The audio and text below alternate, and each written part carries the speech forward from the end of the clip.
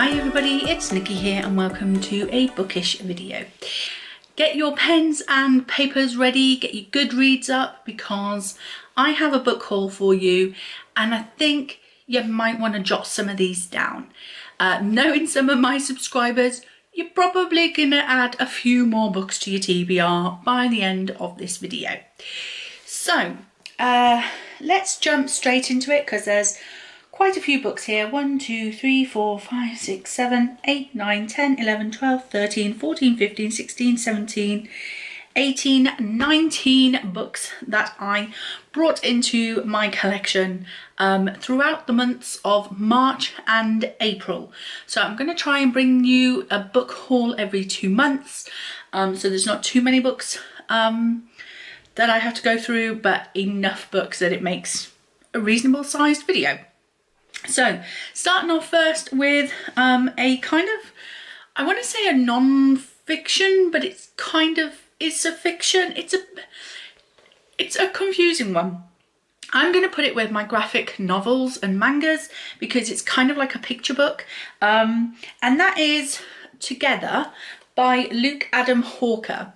And this is the story of an old man and his dog.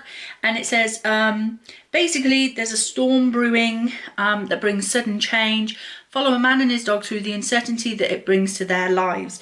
Through their eyes we see the difficulties of being apart, the roller coaster of emotions, and the realization that by pulling together we can move through difficult times with new perspective, hope, and an appreciation of what matters most in life.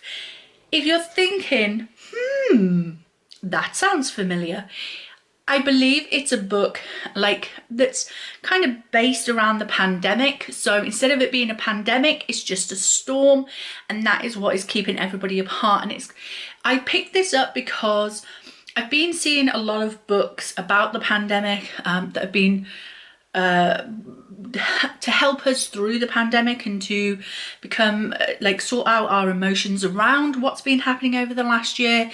But this one is the most beautiful that I've seen. There is some gorgeous artwork in here. For example, I mean, this is just a symbol page of everybody's windows and everyone being separated, and it is literally just it's a fictional story to kind of commemorate, explain and understand the difficulties that the COVID-19 pandemic has created for our community, our world. So I wanted to get this because, look, in a few years' time, this is just going to be a memory, hopefully. And I wanted something that I could look back and go, yeah, I remember those years. I went through the COVID-19 pandemic, and this is a book to kind of commemorate that. So I got this from Waterstones, and it's just called Together by Luke Adam Hawker. So that's that one.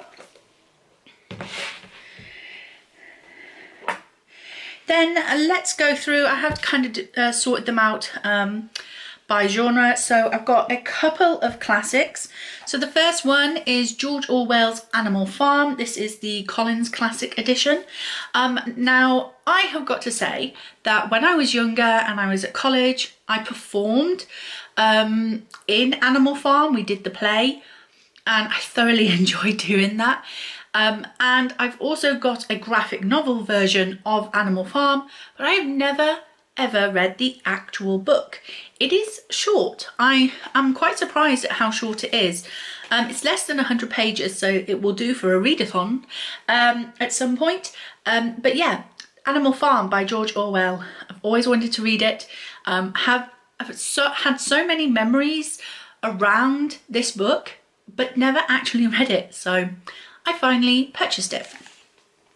The next one is another one by George Orwell, and that's 1984.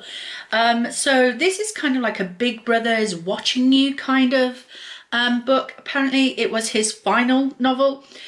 He explores a dystopian future in which a totalitarian government controls the actions, thoughts and even emotions of its citizens. Its lasting popularity is testament to Orwell's powerful prose and is a passionate warning for today.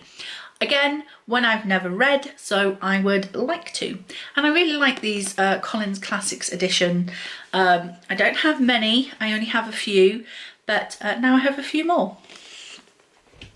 Let's go on to some thrillers. I managed to pick up 2 Jo Nesbø books. We have Blood on Snow and Midnight Sun. I believe they kind of go book 1, book 2, but I can't remember which one is book 1, book 2. But yeah, so these are thrillers. I read some Jo Nesbø before. I got one more on my shelf. The other one I read for a book club, and it was a library book that I used for that one. But yeah, I read The Snowman by him and absolutely loved it. I did go to read the other book that I have of his, but I kind of DNF'd it, not because I wasn't enjoying it, but because I just wasn't in the mood for it. I was enjoying what I was reading, but I just wasn't in the mood for a thriller. So yeah, I do have these 2, so those are going on. Yeah, just detective thrillers. And then the other one is by an author who's I've read from before and thoroughly enjoyed, and that is The House Share by Kate Helm. I have read another book from Kate Helm and really enjoyed it, as I say. So this one is about 7 housemates with 7 lies. Would you join? So I did start to listen to this through my library app, but then I realised I was getting really interested in it, so when I saw this in the works for £2, I thought I would pick it up, and I actually stopped listening to it on audio because I wasn't quite taking it in.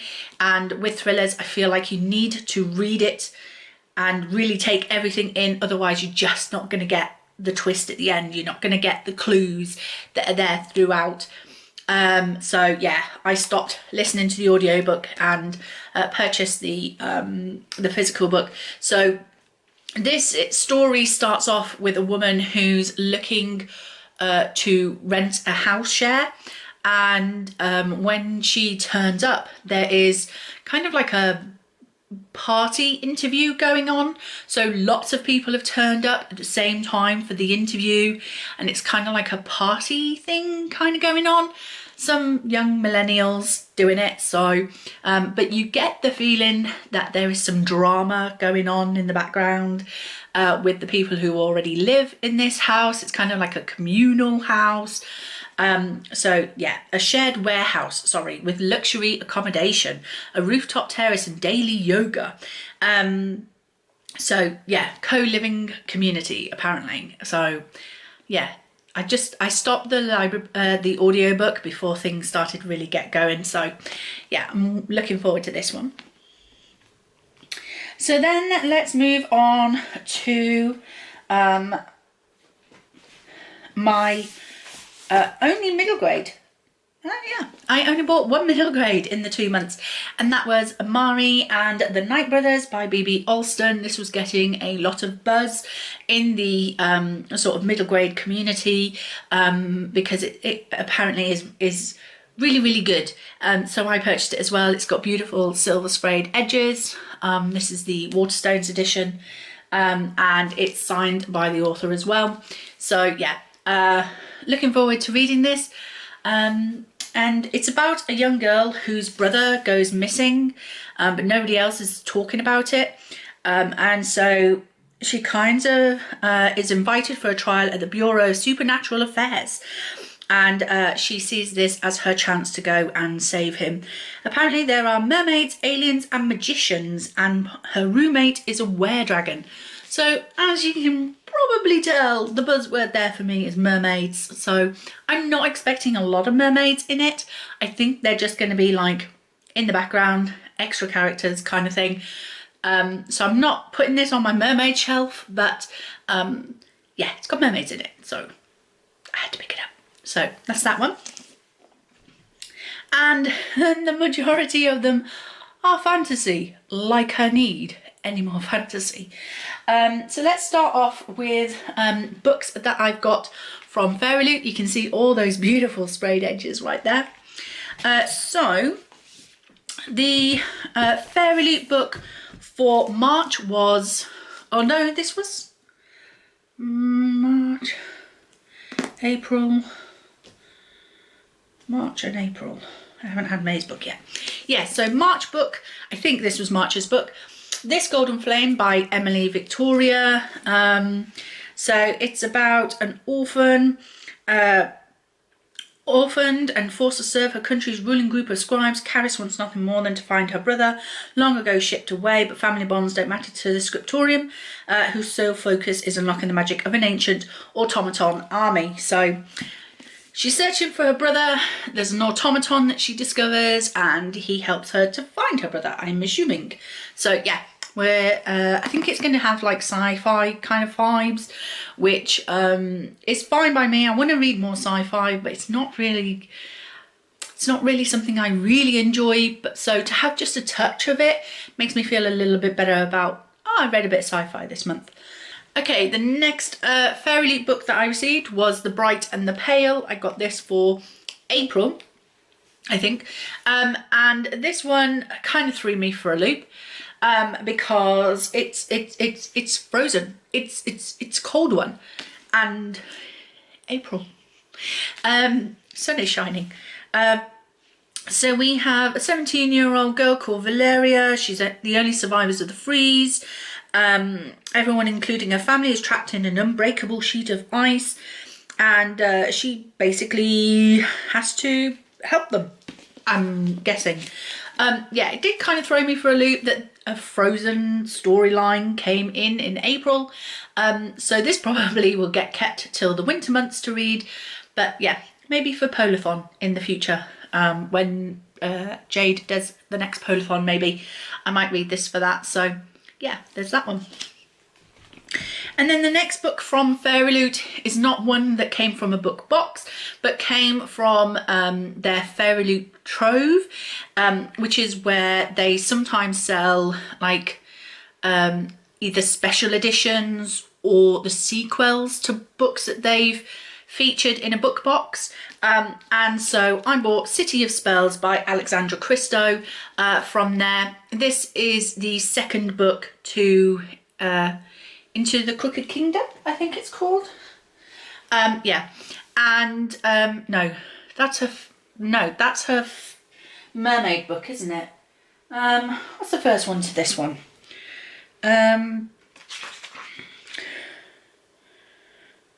It is, no, Into the Crooked Place. So this is a sequel to Into the Crooked Place, which was featured in a Fairy Loot book box previously, I believe.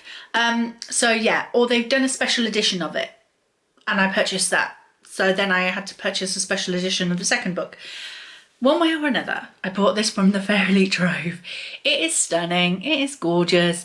Into the Crooked Place features a group of like teenagers, I want to say. It is YA, so kids. Everyone's a kid to me. And they're kind of,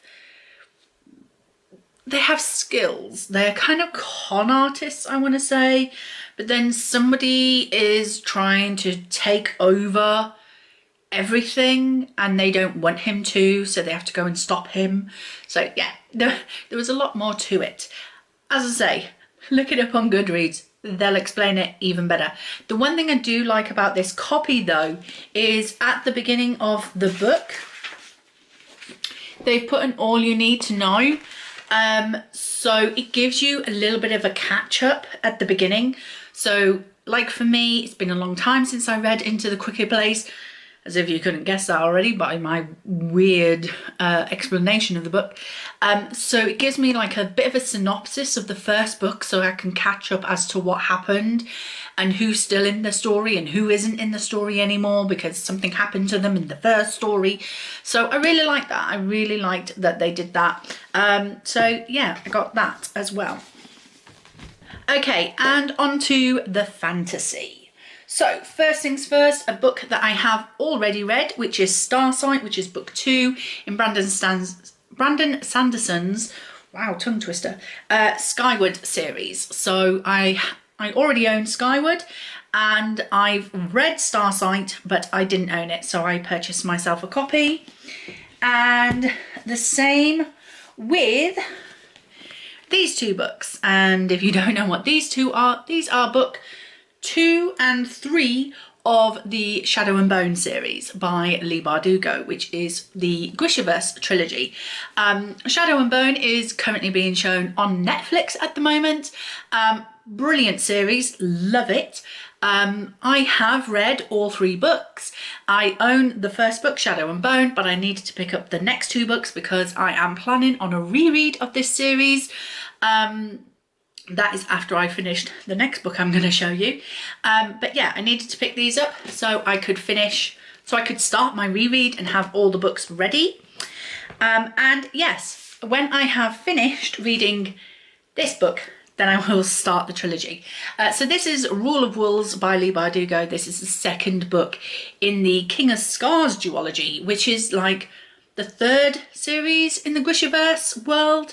Leigh Bardugo is kind of similar to Cassandra Clare in that she's written a lot of books in the same world, but they come from different series. So first of all, you have the Shadow and Bone trilogy, then you have the Six of Crows duology, and then you have the King of Scars duology, and this is the second book in the King of Scars duology. So yeah, I am currently reading it, only just started it, so I'm only 28 pages in, but loving it already, really, really enjoying it. I just love this world. The Grishaverse is...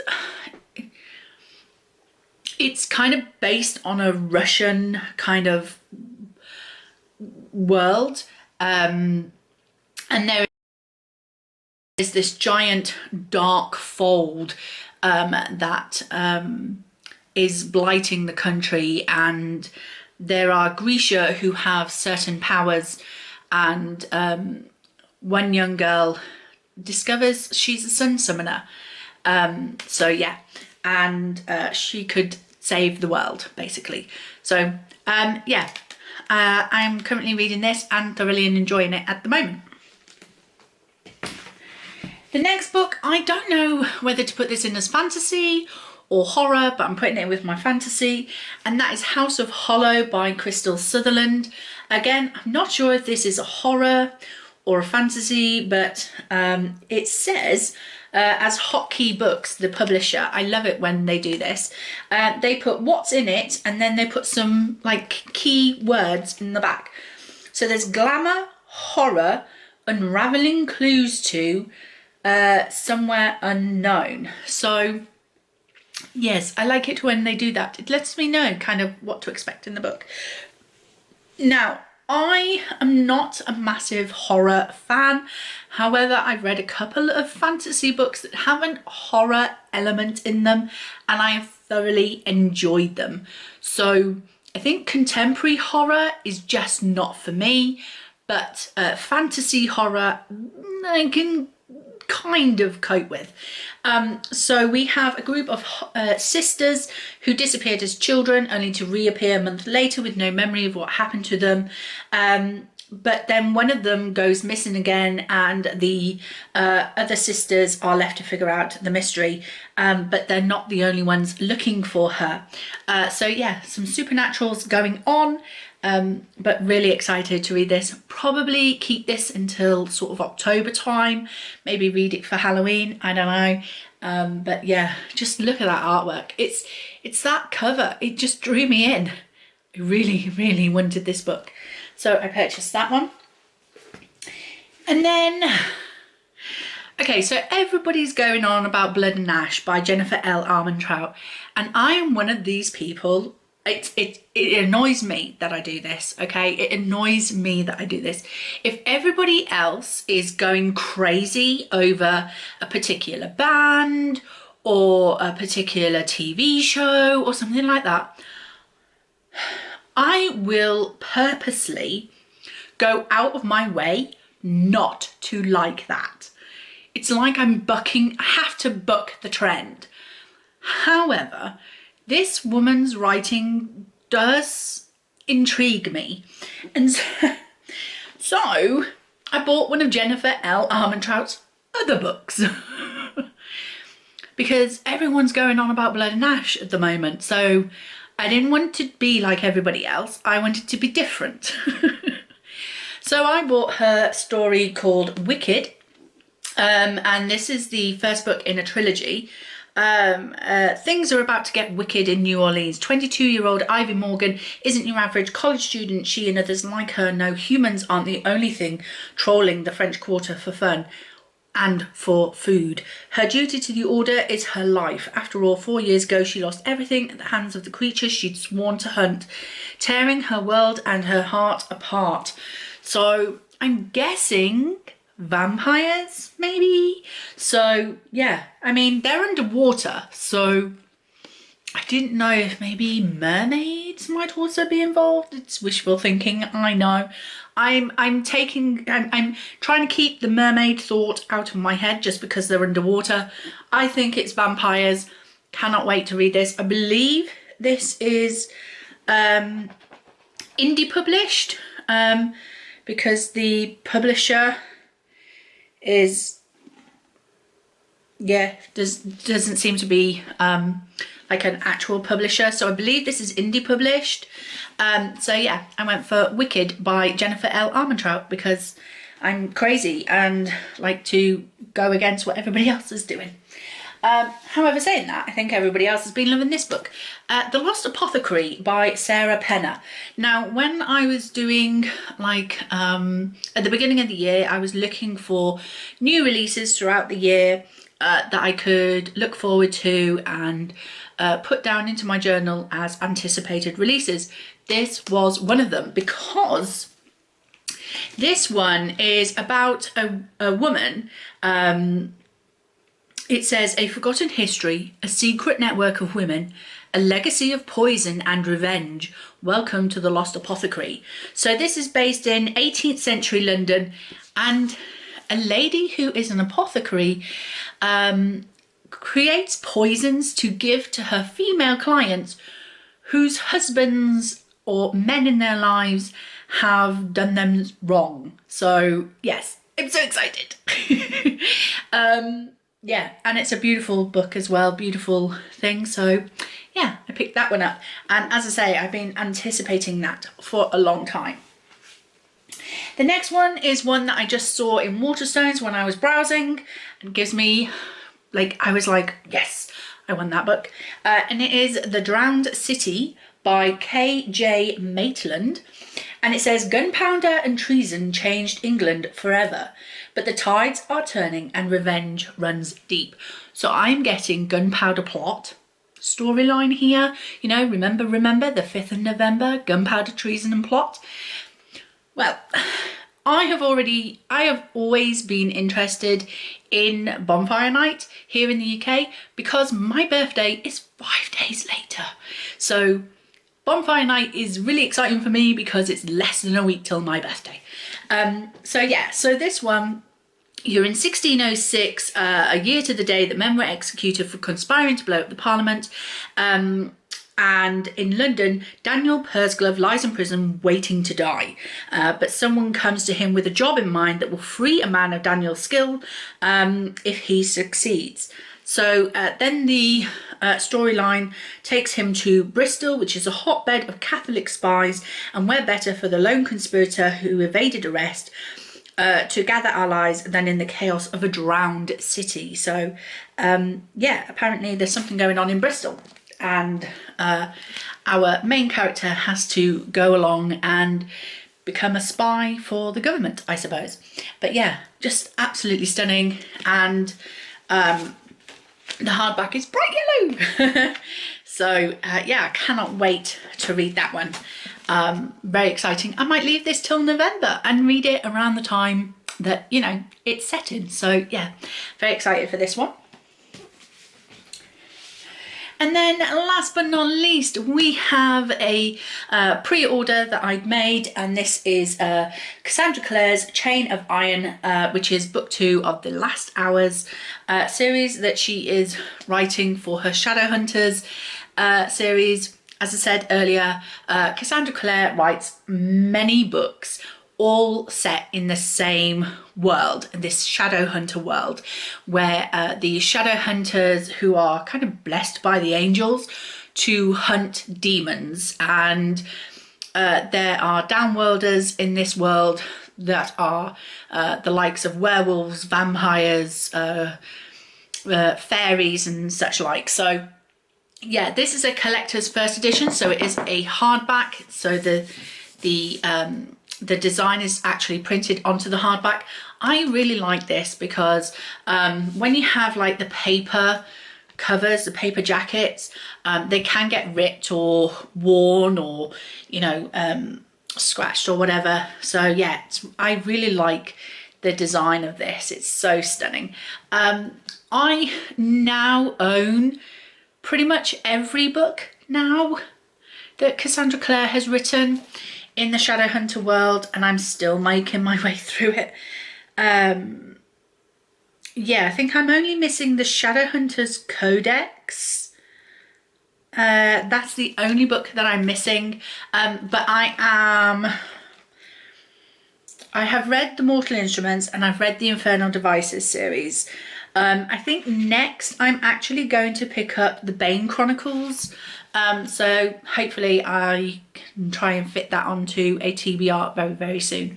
But yeah, I picked this up because I wanted it for my collection. So that's that one. And that is that. That is my whole book haul for March and April. Did you add any of these to your TBR? Let me know in the comment section down below which ones you've added to your TBR, which ones you think I should prioritize. If you've read any of these books, what did you think? Don't put any spoilers, obviously, for any of these books in the description, in the comment section. You know, try and be respectful of other people who may not have read these yet, including myself, because apart from currently reading Rule of Wolves, I haven't read any of these apart from these ones, which I've bought because I'm planning to reread them. So yeah, that is it. That is my haul. Thank you very much for joining me. I hope you enjoyed it. If you did, please like, comment and subscribe, and I will see you in the next video. Bye.